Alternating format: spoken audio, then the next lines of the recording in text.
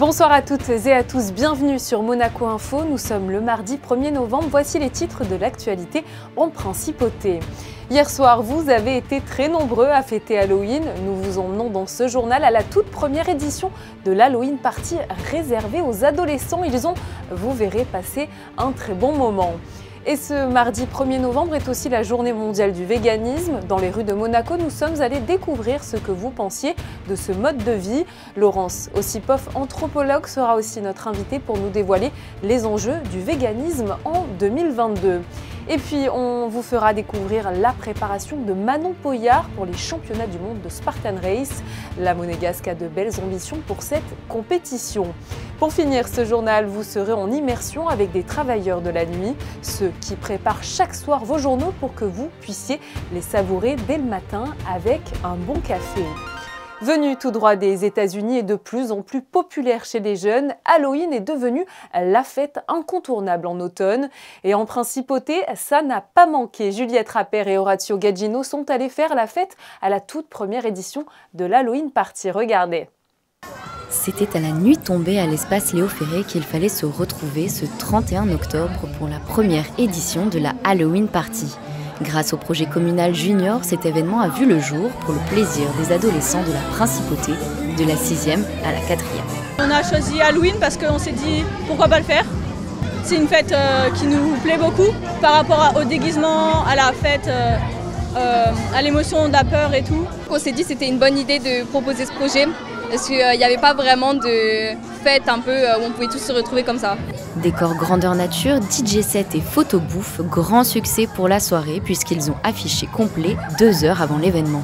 Rapidement, les jeunes sont venus chercher leurs billets et là, sur les 10 derniers jours, ça n'a pas arrêté. On sentait qu'ils savaient que ça allait être presque complet, donc ils sont venus vraiment avec insistance chercher leur place et on est complet. Ah ben là c'est bien, là on a la soirée et tout, là on a le coin pour manger et tout. Oh, là c'est trop bien et tout, il y a tous les potes et tout, oh c'est trop bien. Une soirée qui a fait l'unanimité. Sorcières, squelettes, anges et démons se sont défoulés jusqu'à 22 h. Peut-être donc à l'année prochaine pour encore plus de frissons. À la suite de l'effondrement meurtrier du pont suspendu à Morbi en Inde, le prince Albert II a adressé tout son soutien au Premier ministre du pays. Je le cite, « Dans ces circonstances tragiques, permettez-moi, avec ma famille et le peuple monégasque, de transmettre mes sincères condoléances aux familles des victimes et notre compassion aux blessés et aux survivants. » Fin de citation. Je vous rappelle que ce drame s'est produit en marge du festival de Diwali, qui est en fait la fête des Lumières en Inde. Plusieurs dizaines de personnes y ont trouvé la mort. Comme souvent sur Monaco Info, nous vous communiquons les chiffres concernant l'épidémie de Covid-19. Entre le 24 et le 30 octobre, 1096 tests PCR antigéniques ont été réalisés. Le taux d'incidence était lui de 161. Il est encore en baisse puisqu'il s'est levé à 222 la semaine dernière. Ce mardi 1er novembre est donc la journée mondiale du véganisme, un événement au cours duquel les véganes du monde entier se retrouvent pour célébrer les droits des animaux et surtout faire connaître leur mode de vie. Mais à Monaco, que pensez-vous du véganisme? Juliette Rapper vous a posé la question. Chacun fait comme il l'entend, mais je pense que c'est important de limiter la consommation de viande. Je dirais plutôt que moi ça m'effraie un peu au niveau des carences alimentaires. Je pense qu'on doit manger de tout sans excès. C'est très bien pour ceux qui veulent le faire, mais moi non. Pour des questions de santé, ça peut être intéressant à considérer.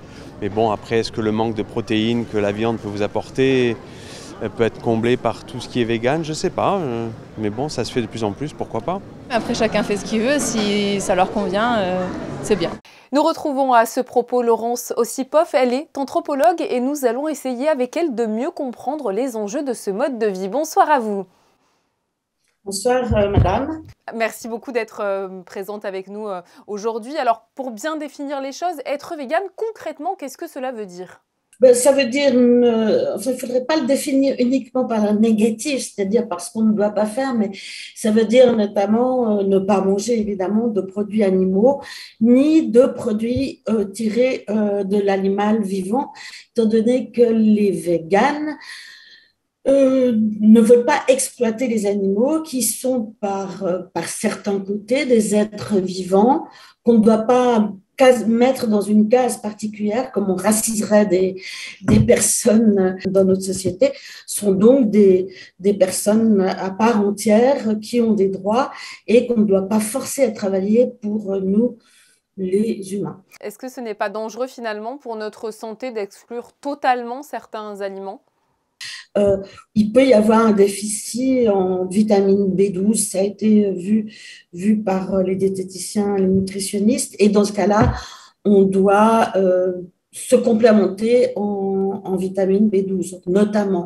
Souvent relié au mouvement, on en a parlé, mais végétarien et végétalien, le véganisme se distingue pourtant comme un vrai mode de vie fondé, donc vous l'avez dit, sur le refus de l'exploitation des animaux. Est-ce que c'est ça qui le différencie principalement ? À l'époque, déjà, il y avait des végétaliens qui ne mangeaient pas de sous-produits animaux, donc, en gros, qui n'utilisaient pas les animaux pour se nourrir ou pour se vêtir. Hein. Il y avait déjà cette tendance-là. Les véganes d'aujourd'hui prétendent être plus stricts. Je pense que c'est ça la seule différence, c'est qu'ils sont plus stricts sur cette question-là.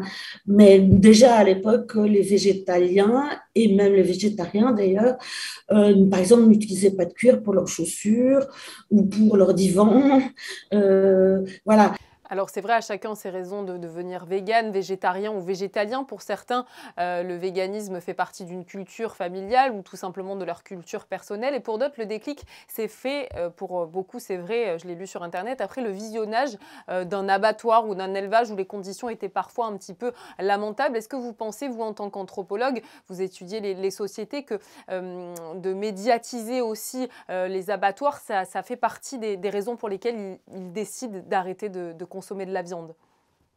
Oui, il y a toujours une sorte d'élément déclencheur. Et cet élément déclencheur, c'est souvent une question des abattoirs ou d'autres choses, des bruits de cochons qu'on tue dans la montagne, enfin des choses comme ça. Ça, c'est des éléments déclencheurs, des éléments émotionnels que les gens rappellent. Mais je pense qu'il y a aussi des éléments rationnels avec lesquels les gens vont argumenter. Et sur certains plans, ils ont raison, c'est-à-dire de dire que ne plus manger de viande, c'est contribuer au bien-être des animaux, évidemment, mais aussi à la planète. Beaucoup de stars comme Nathalie Portman ou encore Beyoncé sont devenues véganes. Peut-on parler finalement d'effet de mode à l'heure actuelle?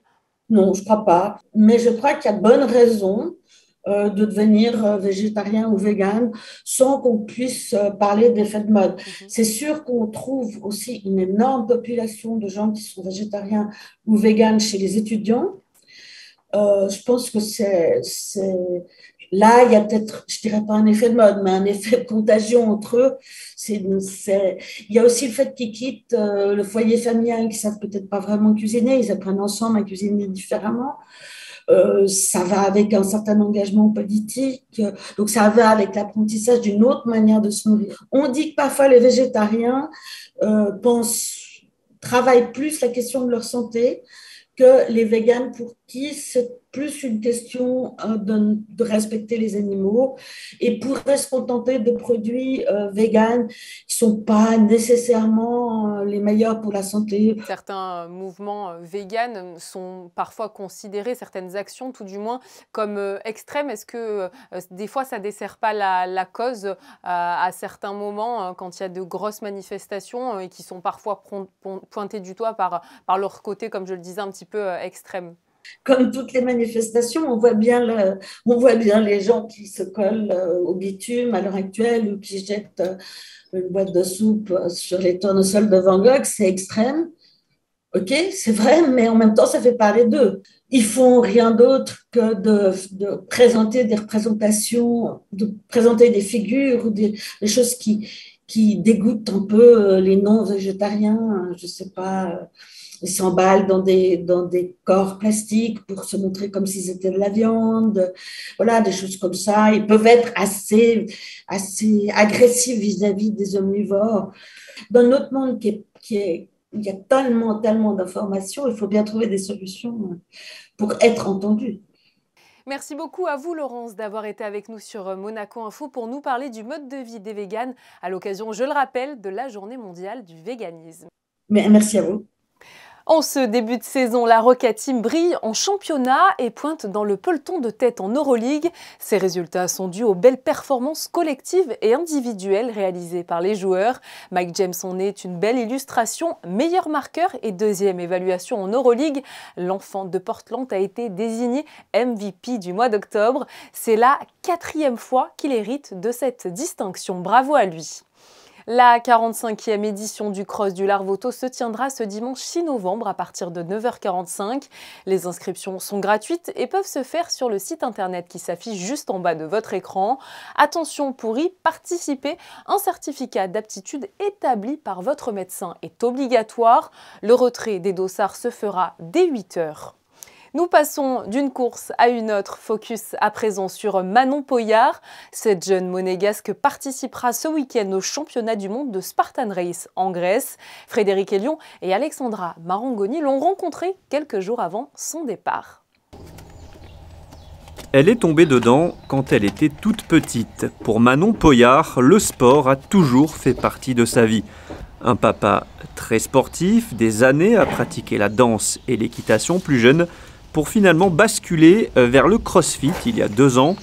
Une discipline très physique et technique où la dimension mentale est primordiale. Le crossfit, il faut savoir que c'est dépassement de soi. C'est très physique et très complet. C'est-à-dire qu'il faut être capable de faire de l'haltérophilie, de la gymnastique, de soulever des poids, de marcher sur les mains. Enfin, il faut être bon dans tout. Et c'est ça qui m'a plu, de se dépasser à chaque entraînement. Très rapidement, Manon se tourne vers la compétition avec une Spartan Race à Abu Dhabi l'an dernier. Pour une première expérience, l'athlète monégasque n'a pas choisi la plus simple. Des championnats du monde délocalisés dans le désert émirati, 21 km, 32 obstacles à franchir, 6h17 d'efforts sous 40 degrés au milieu des dunes, pour au final une première place dans la catégorie 18-24 ans. Une superbe performance qui lui ouvre les portes des championnats du monde de trifecta à Sparte en Grèce début novembre. Trifecta, ça veut dire être capable de faire les 3 courses, donc le 5 km avec 20 obstacles, le 10 km avec 25 obstacles et le 21 km avec 32 obstacles. Faut être capable de les faire du coup sur 3 jours. Donc pour être qualifié à ce championnat en Grèce, j'ai fait des trifecta par exemple à Saint-Raphaël où sur 2 jours j'ai dû faire ces 3 courses. Vraiment mon objectif c'est de finir, de ne pas se blesser parce que ça va être dur. Et sachant que là l'effort c'est donc le vendredi la plus petite course, samedi on augmente et dimanche la dernière, la finale. Pour être au top de sa forme le jour J, Manon Poyart s'entraîne dur, 2 fois par jour, 6 jours sur 7. Elle alterne les sorties trail et les sessions crossfit. Objectif, être finisher au Mondiaux de Sparte, le berceau des combattants. Nous lui souhaitons évidemment beaucoup de réussite dans le cadre de cette compétition. Et vous découvrirez peut-être justement la victoire de Manon Poyart dans votre journal préféré. La société d'exploitation commerciale travaille sans relâche chaque nuit pour vous permettre d'avoir votre journal à l'heure tous les matins. Fabien Bonia est allé rencontrer ces travailleurs de l'ombre qui accomplissent un travail invisible mais ô combien indispensable. Regardez. La société d'exploitation commerciale que l'on appelle la SEC existe depuis 1942 et est basée dans la zone industrielle de Fontvieille.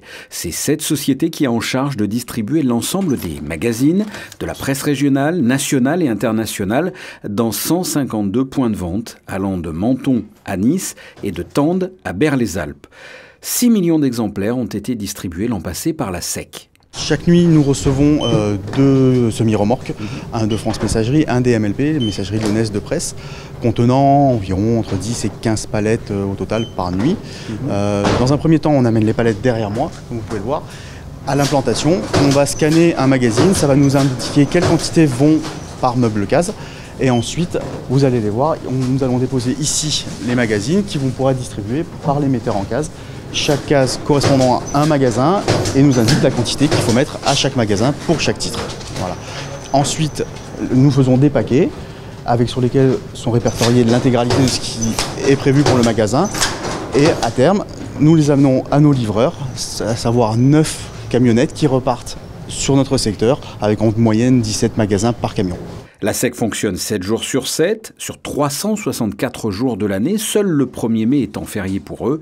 Chaque nuit, 6 personnes travaillent à la SEC, des metteurs en case, ils sélectionnent les magazines qui arrivent vers 1h du matin. À 3h, ce sont les journaux du groupe Nice Matin ainsi que la presse internationale.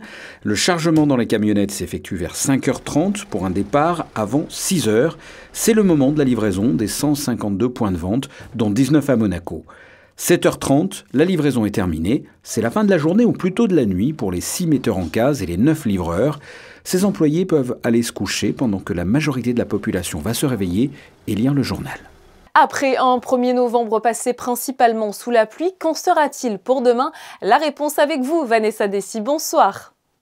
Bonsoir Julia, bonsoir à tous. Le soleil sera de retour sur le territoire avec quelques nuages insignifiants. Les températures oscilleront de 13 à 18 degrés. Le soleil se lèvera à 7h05 et se couchera à 17h23 et nous fêterons les Océanes.